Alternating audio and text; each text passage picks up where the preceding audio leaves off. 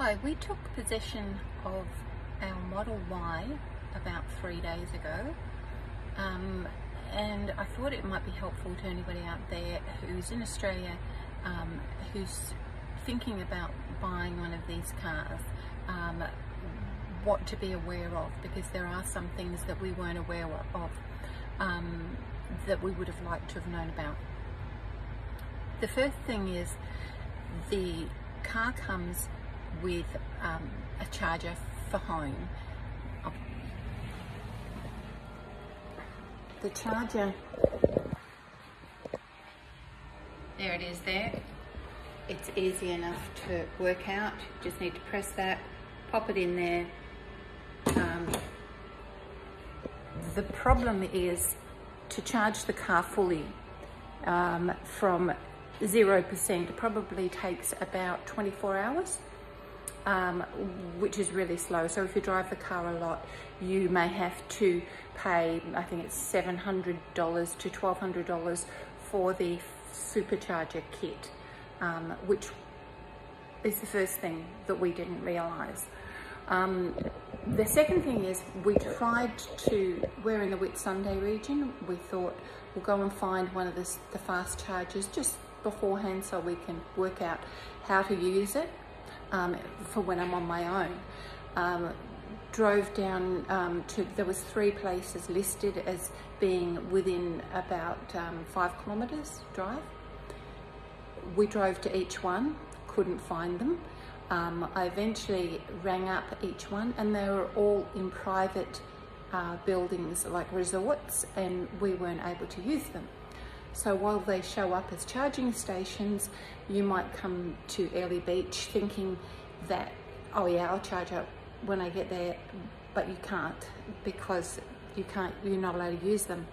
I was advised that the nearest one is about 20 minutes drive away, which is in Proserpine.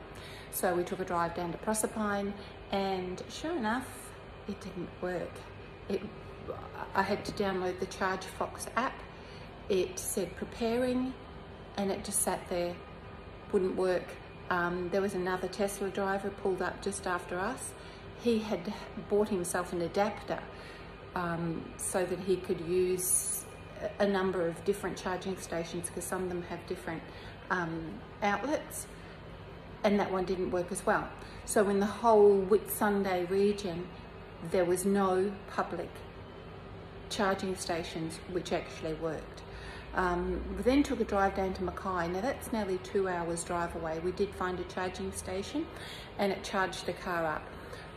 The car was 90% when we drove it down there. By the time we got to, there, it was about an hour and 45 minutes. The car was at 47%. The charge took 45 minutes and I think it cost $7. If you're a member of the RACV, you get 20% off. So you put that in. You have to download the ChargeFox app, put in your RACV number, and you get 20% off all your charges. I don't know if that works with other states, but we do have that. On my way back from Mackay, I was driving along, and having had the car for 2 days, a truck came towards me and a big rock straight at the windscreen. So I've now got the nightmare of trying to get my windscreen changed. So the car was insured, but the local window people can't fix the windscreen. They can put another windscreen in, but they can't calibrate it. So the car is at some point going to have to go to Brisbane. So that's a nightmare. You just think, what are the chances? We got the white interior of the car.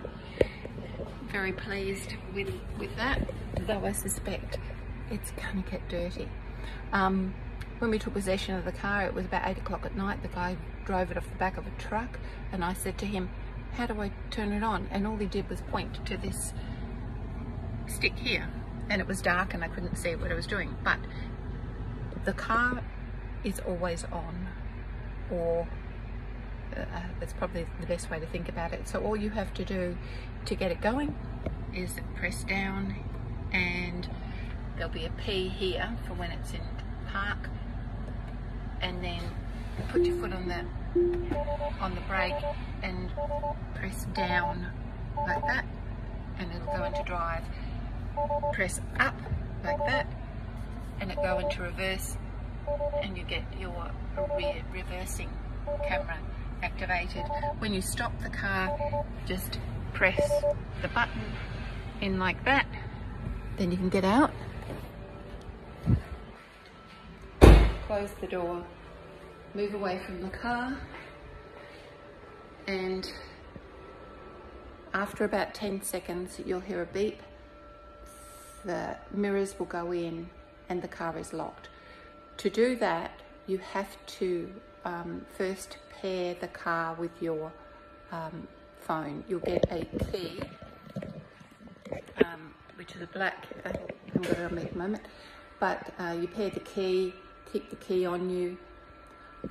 If that doesn't work, which it sometimes doesn't work, then you press the black key to this column just here underneath the camera, and the car will open. And you can do that also to close it. You can also use the Tesla app to open and close the car. It takes a bit of getting used to. The screen takes a bit of getting used to.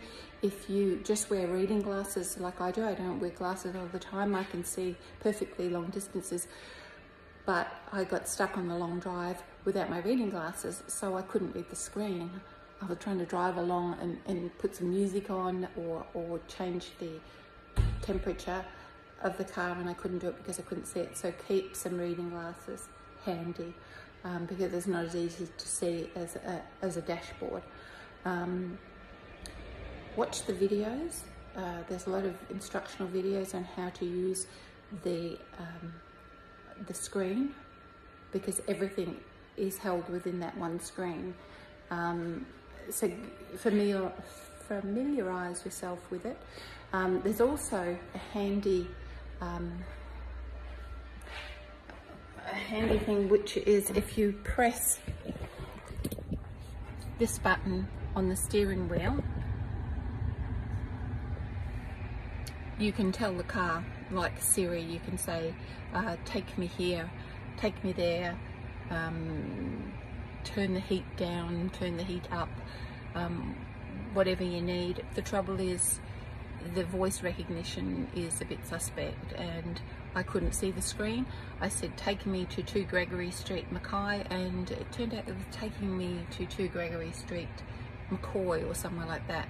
And I only realised when it said 8 hours away, and I thought, that doesn't sound right. So the voice recognition is a bit suspect. The good thing about it is it's got to let it get up and go. It hugs the road.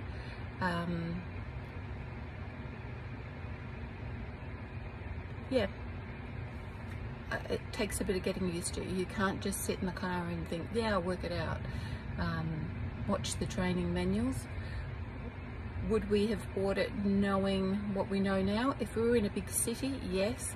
The problem with the charging is going to be an issue, I think.